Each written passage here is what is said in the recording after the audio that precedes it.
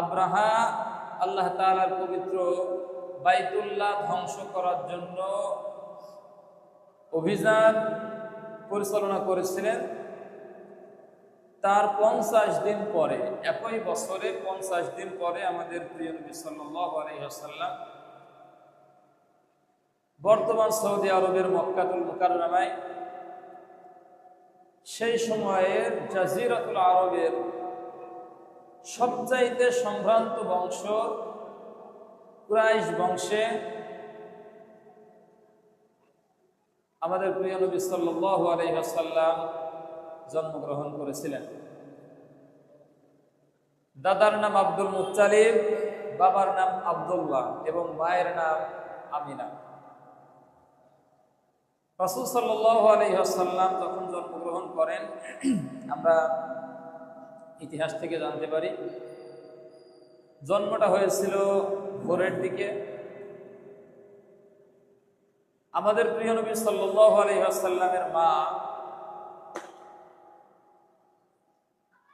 তিনি যখন প্রসব করেন সন্তান, তখন তিনি দেখতে পান সানা থেকে হাজরামাউত পর্যন্ত একটা আলো এসে পুরো অঞ্চলটাকে আলোকিত করে দিল। সুবহানাল্লাহ। তিনি দেখেছিলেন যে আমাদের প্রিয় নবী যখন জন্মগ্রহণ করার পরেই সর্বপ্রথম তিনি সিজদা করেছিলেন আল্লাহকে। রাসূল সাল্লাল্লাহু আলাইহি ওয়াসাল্লামের প্রথম কথা ছিল আল্লাহু আকবার কাবীরা আলহামদুলিল্লাহি কাসীরা ওয়া সুবহানাল্লাহি বুকরাতাও ওয়া আসীলা।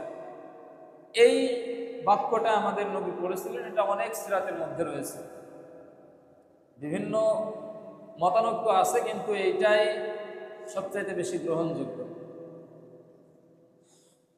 তিনি জন্মের পরেই বলেছিলেন আলহামদুলিল্লাহি আল্লাহু আকবার কাবীরা, আল্লাহ সর্বশ্রেষ্ঠ এবং সবচাইতে বড়।